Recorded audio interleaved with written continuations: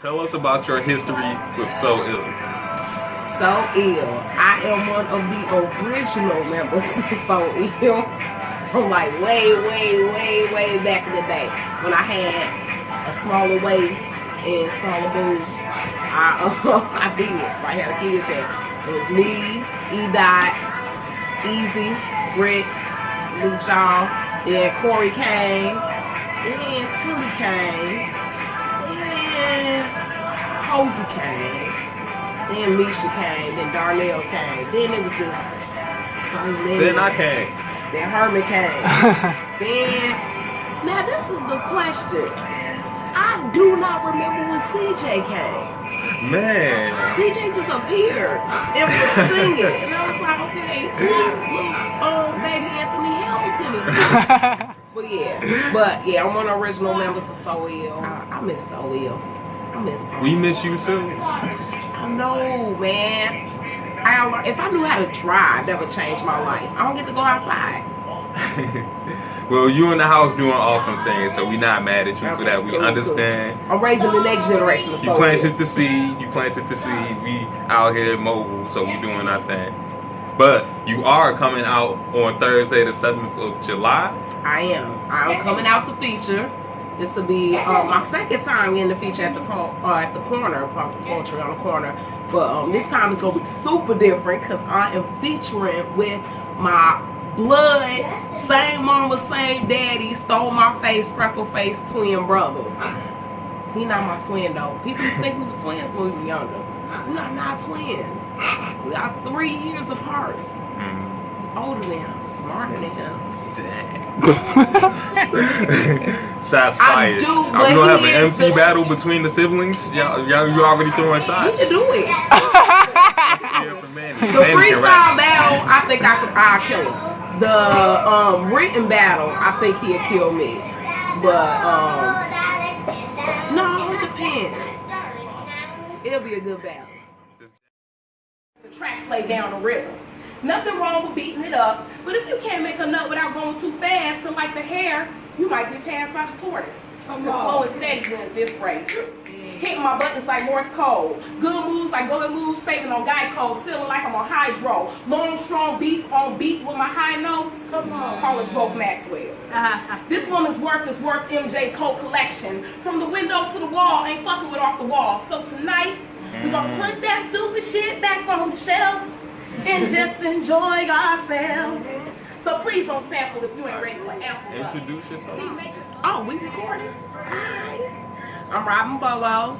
Used to be Robin Welch. And then I got adopted into the Bobo league. Now I run it and I create a Bobos. I'm like Khaleesi for the Bobos.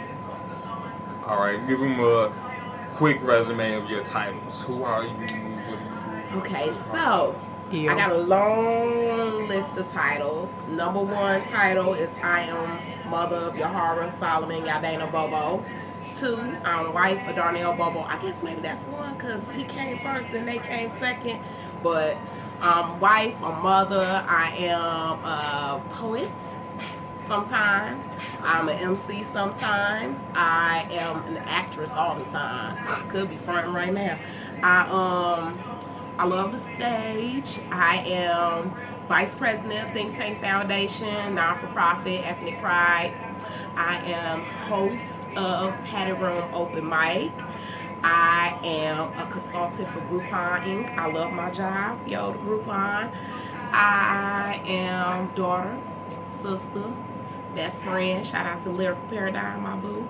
I am manager of Jazz Beautiful Hair. Check out 15th in Michigan.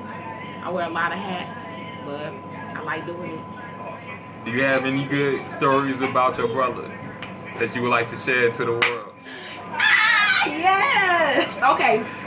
My favorite Manny story. When we were little, which is kind of ironic because I did it today with my kids. My mom always used to ask us, what do you want to be? And how's that going to change the world?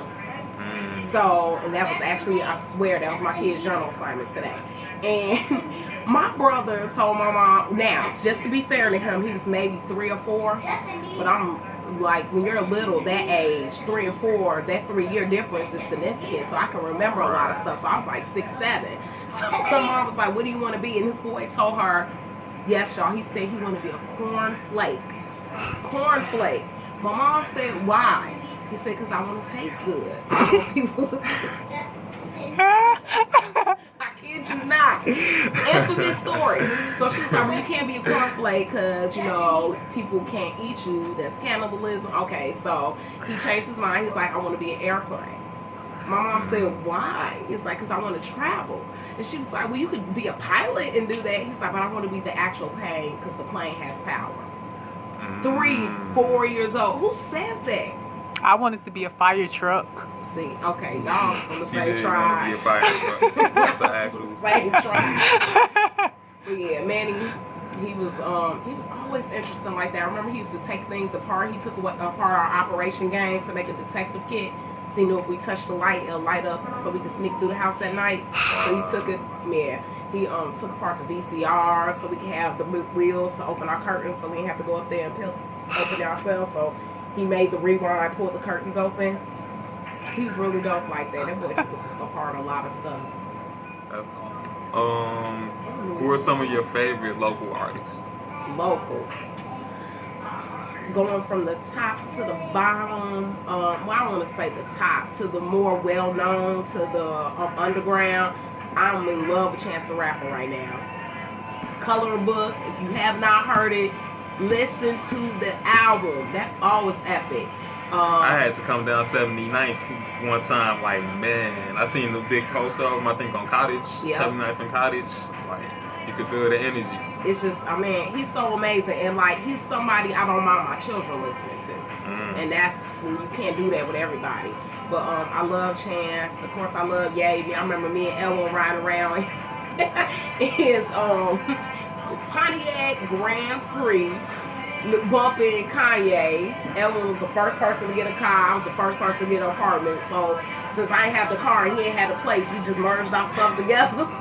And that's all we did is listen to Ye and talk about just how we was going to stack this bread one day.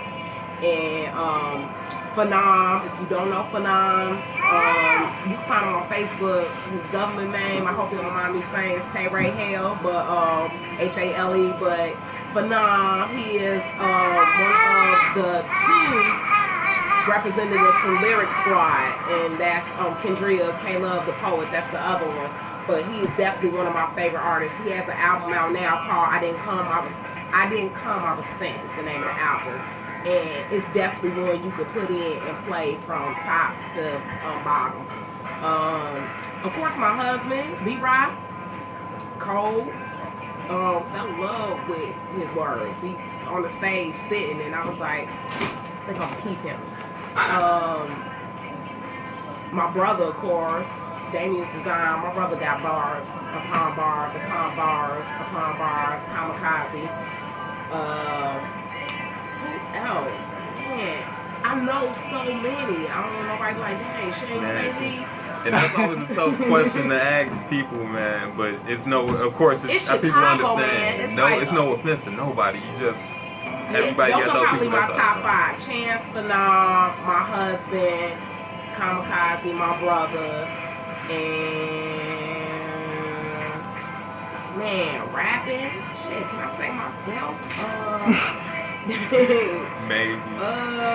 You know what? I really want to put the female MCs in there, but the female MCs, it's so hard for me to even look at them as MC because they so poetic with it. You know what I mean? Authentic. She's such a cold poet. I'm really enjoying watching Bella flourish on this scene. Bella Boss is that's been really exciting to see.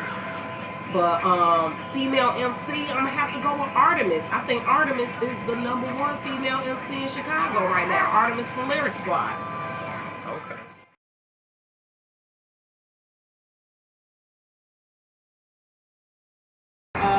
The reason we bought Patty Roll back because that's what Antoine asked me. We brought Padded Room back because we felt like an element of the open mic was missing. I know a lot of open mics you can go and you spit, but you can't really talk. Some open mics you go there and it's a lot of talking, not as much spitting, and then some open mics is geared just towards poets.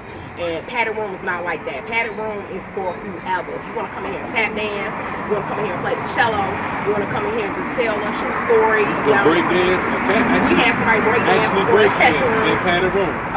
You can do whatever here. Comedians, because my husband's a comedian as well. So that's really one of the reasons we brought Padded Room back, to bring back that element. The other part was to promote this black-owned business. We are at Marvelous Photography. And Marvelous Photography is owned by Marvin Bell.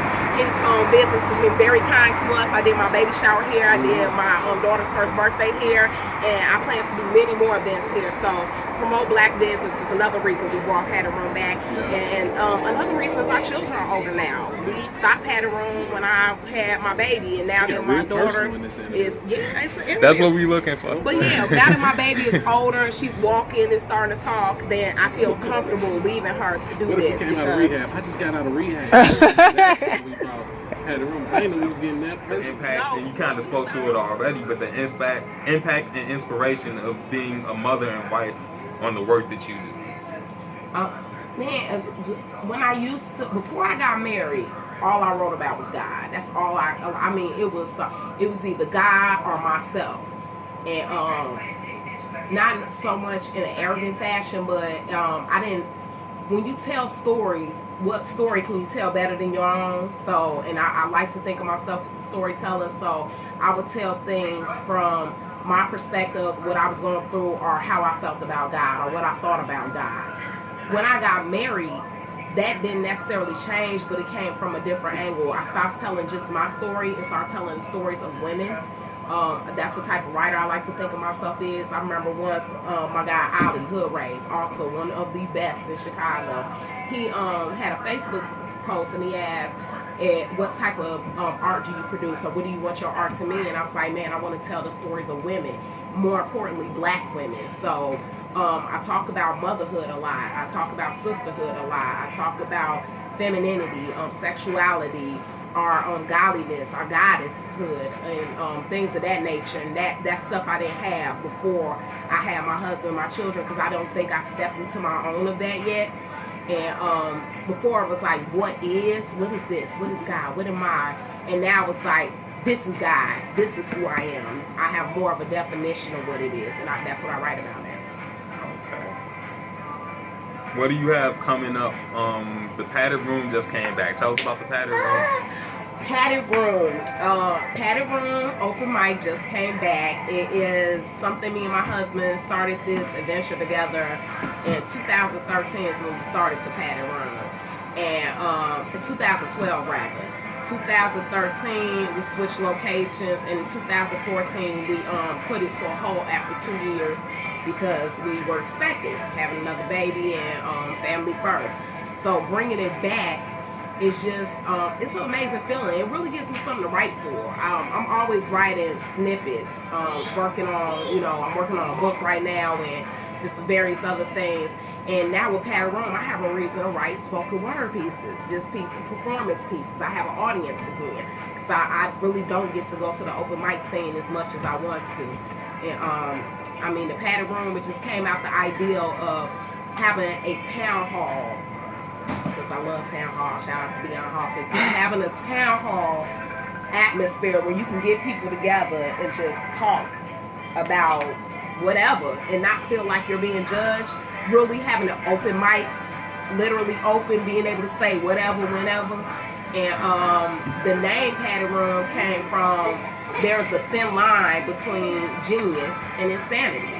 And some of the dopest people on earth are a little crazy. Take Kanye, for instance. Love Kanye, but he is touched some kind of way. But that's okay, because that insanity creates a genius like no other. And I just want people to not be afraid of that crazy side. Tap into it as much as possible and let the Padded Room be their outlet to do that. So we'll be here every fourth Sunday of the month, bringing you that thin line, hoping you cross it a little bit. What's the location? The location is Marvelous Photography Studio, and that's at 9208 South Cottage Grove.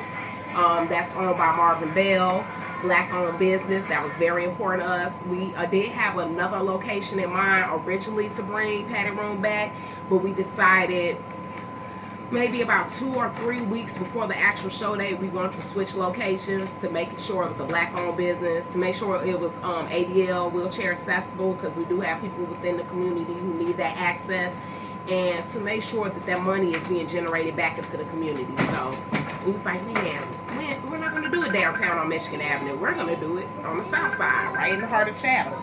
This is Jasmine, y'all, my sister. She like, answer the phone, I know you home. Alright, well, last one. What events do you have coming up with Think Tank? Okay, so Think Tank Foundation has a couple of events coming up. The next Padded Room will be funded by Think Tank Foundation, and it will be the Lyrical Luau. And Turn up. Yep. Everything's gonna be luau, and we're gonna take those funds and put them back into our programming. We have a couple of programs we run throughout the year. The Black History Forever campaign, where we teach Black history in other times other than February, in other segments. I know this one ever. And in other aspects other than American history, Black American history. There was a history long before that, so Black History Forever. We have our chess campaign, which is called Checkmate. Just teaching children how to play chess, because if you learn how to play chess, you learn how to play life. That's my opinion. We have the Turn Up for Charity, which is with Jasmine, who is one of the board members for Think Tank Foundation, our teen division. She does Turn Up for Charity, and that's just a party where kids can turn up and have fun, but the money goes back into something useful, safe environment. And our biggest thing yearly is our Black Tie Affair.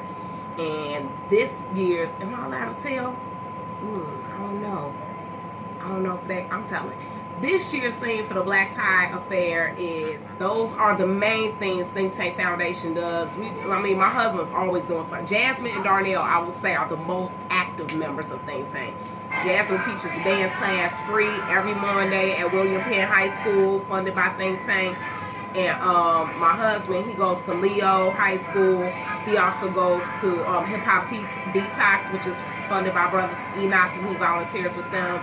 So Think Tank is always doing something and funneling the funds back into the community. We just made a decent contribution to the My Story, My Fight for MS campaign, helping Prophet Malak, who is, right now he has MS, but we are vigilant this soon we'll be able to combat that for him. So it's a lot of stuff that we're doing in the community that costs money, so we are always on our hustle.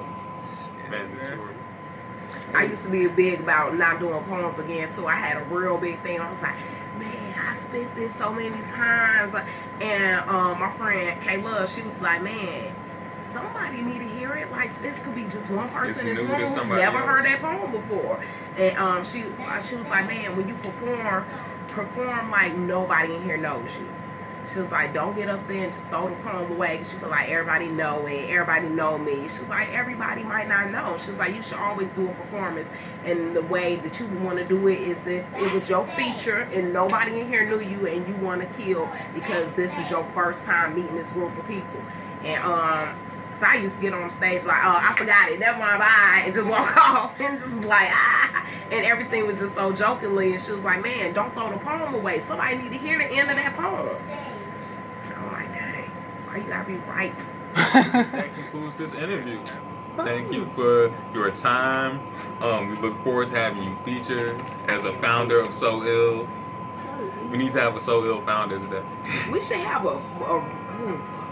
Cause it's a thing now, man. Like what y'all started, I don't know what y'all had envisioned for, but people, it's a new generation of kids that when we go so, they go ill, and they know what it is. Really? It's becoming the thing. That's so awesome. It saved my life, man.